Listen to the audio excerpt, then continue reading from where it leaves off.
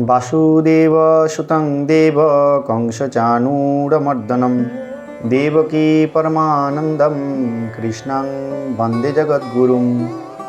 एकादश्यं नमो देव्यै महादेव्यै नमो नमः।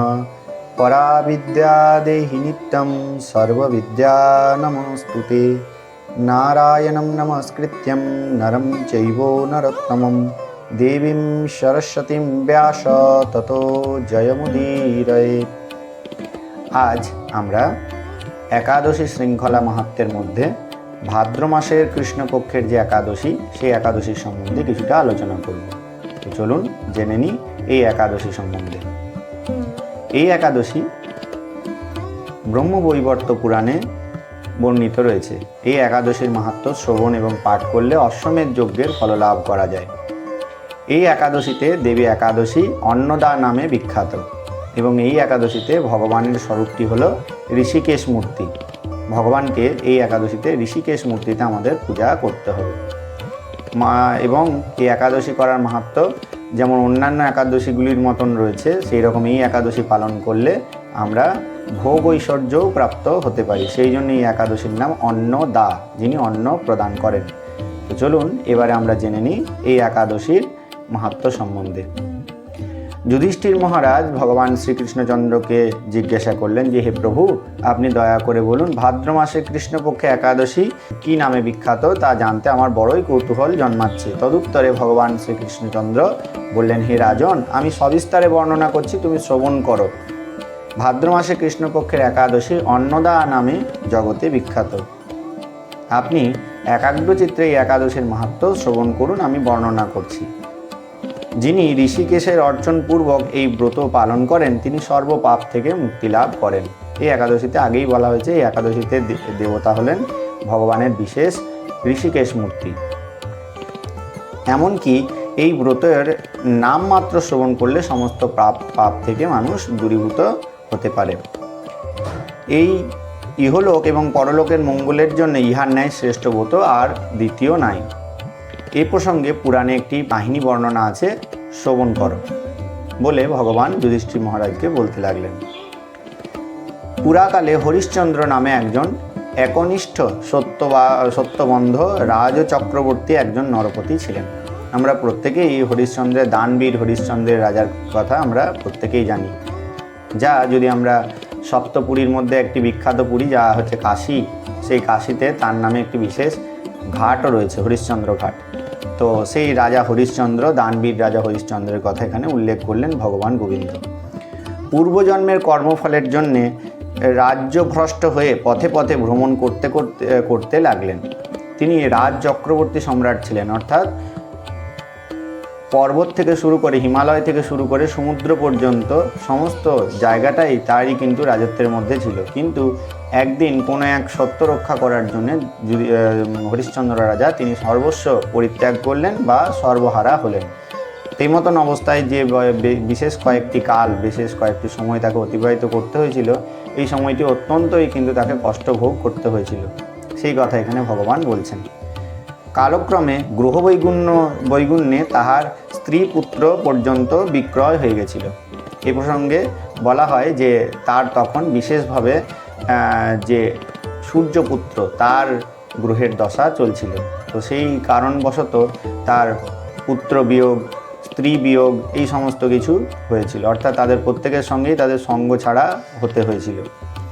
তো এই মতন অবস্থায় অধিকন্তু তিনি পরিশেষে আত্মবিক্রয়পূর্বক চণ্ডালের দাসত্ব পর্যন্ত করতে বাধ্য হয়েছিলেন, অর্থাৎ নিজেকেও কিন্তু লাস্টে বাধ্য হয়েছিলেন। চণ্ডাল যারা শবদাহ করেন তাদের কাছে নিজেকে বিক্রয় করে কার্য করতে বাধ্য হয়েছিলেন।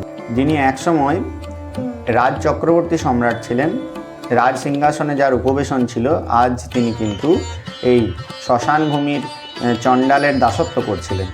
এই মতন অবস্থায় তার সেই পুণ্যবান নৃপশ্রেষ্ঠ রাজচ্যুত হইলেও সত্যকে কখনো পরিত্যাগ করেন নাই। সত্যের চিরজয়, অসত্যের পরাজয়। আমরা প্রত্যেকেই জানি যে যত ধর্ম তত জয়, যেখানে ধর্ম সেখানেই জয়, এটা কিন্তু সুনিশ্চিত। তো এত পরিস্থিতির মধ্যেও, এত বৈগুণ্য পরিস্থিতির মধ্যেও রাজা হরিশ্চন্দ্র কখনো কিন্তু সত্যকে পরিত্যাগ করেন নাই। তিনি এই নীতিভ্রষ্ট কখনো হন নাই। দুঃখ সংসারে নিমজ্জিত হইয়া কি করি, কোথায় যাই, কী রূপে নিষ্কৃতি পাই, এই চিন্তায় তিনি দিবানিশি বিভোর ছিলেন। এমন সময় দৈবক্রমে পর দুঃখে দুঃখী গৌতমী মুনির রাজার সমীপে এসে উপস্থিত হলেন। যখন এই রকম চিন্তায় অত্যন্তভাবে হরিশ্চন্দ্র রাজা ব্যস্ত যে কীভাবে থেকে মুক্তি পাবো, তখনই কি হলো না, ভগবত কৃপায় তার সাহায্য করার জন্যে ঋষিদের মধ্যে অন্যতম শ্রেষ্ঠ ঋষি গৌতম মুনি তিনি কিন্তু এখানে এসে উপস্থিত হলেন। এবং উপস্থিত হয়ে কি হলো না, রাজা মুনিকে দর্শন করে ভক্তিপূর্বক প্রণাম পূর্বক তাহার সম্মুখে কৃতাঞ্জলি পুটে দণ্ডায়মান হইলেন এবং একে একে সমস্ত আত্মবৃত্তান্ত তুলে ধরলেন, সমস্ত কিছু বললেন। তখন তো রাজার তাকে বিশেষভাবে কোনো অর্জনের কোনো ক্ষমতা নাই, তিনি শুধুমাত্র তাকে প্রণামের দ্বারা সন্তুষ্ট করে সেই রাজার সমস্ত আত্মকথা তিনি গৌতম মুনির কাছে নিবেদন করলেন। তো নৃপের করুণ কাহিনী শ্রবণ করে মুনিবর অত্যন্ত বিস্ময়াপন্ন হলেন। তাহার কাতরতা দর্শন করে অতিশয় ব্যথিত হইয়া ঋষিবর বললেন, হে মহারাজ, ভাদ্র মাসে কৃষ্ণপক্ষের একাদশী অন্নদা নামে বিখ্যাত। হে মহারাজ, এই একাদশী ব্রত আপনি পালন করুন, আপনার সকল প্রকার পাপের অন্ত হবে। আপনার ভাগ্যবশত এই তিথি আগামী সপ্তম দিবসের মধ্যে আবির্ভূত হচ্ছে। উপবাস পরায়ণ হইয়া রাত্রি জাগরণ করিবেন।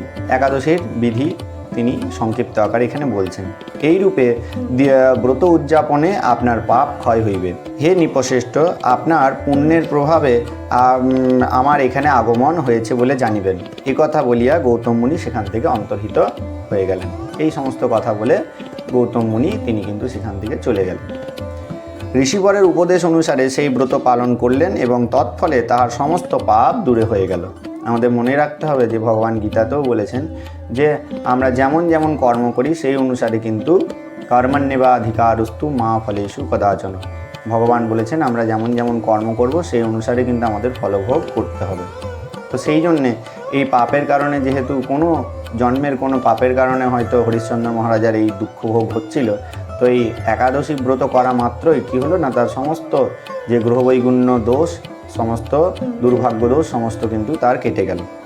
হে নৃপশ্রেষ্ঠ, এই ব্রতের প্রভাব শ্রবণ করুন। যথাবিধি এই ব্রত পালন করত বহু বর্ষের ভোক্তব্য দুঃখেরও অবসান হয়। এটি ভগবান যুধিষ্ঠির মহারাজকে আবার বলছেন। নৃপতি এই ব্রত উদযাপনে সর্বদুঃখের সমাপ্তি হইল, পত্নীর সহিত পুনরায় মিলন হলো এবং মৃত পুত্র পুনরায় জীবন প্রাপ্তি হলো। স্বর্গে দুমদুমি বাজিয়া উঠল এবং তথা হইতে পুষ্পবৃষ্টি শুরু হলো। তিনি নিষ্কণ্টক রাজ্য লাভ করলেন। কালক্রমে তিনি আত্মীয় স্বজন, সভাসদ এবং পুরবাসী সহ স্বর্গে গমন করলেন। ইহা শ্রদ্ধা সহকারে শ্রবণ মাত্র করলে অশ্বমেধ যজ্ঞের ফললাভ হয়। তো এই হলো আমাদের আজকের ভাদ্র মাসের কৃষ্ণপক্ষের একাদশী তিথি। এই একাদশী তিথির পূর্ব দিন অর্থাৎ দশমী, একাদশী এবং দ্বাদশীর দিনে কি কি করণীয় সেটি আমাদের পূর্বের ভিডিও রয়েছে, আপনারা চাইলে আমাদের ডেসক্রিপশন বক্স থেকে সেটি নিতে পারেন। এবং এই একাদশী তিথির পালনের সময়টিও এর মধ্যে দেওয়া থাকবে, আপনারা চাইলে সেখান থেকে দেখে নিতে পারেন। যদি এই ভিডিওটি আপনাদের ভালো লেগে থাকে তবে অবশ্যই আমাদের চ্যানেলটিকে লাইক, কমেন্ট, শেয়ার, সাবস্ক্রাইব করে উৎসাহ জানান। নিতাই গৌর প্রেমানন্দে হরি হরি বল।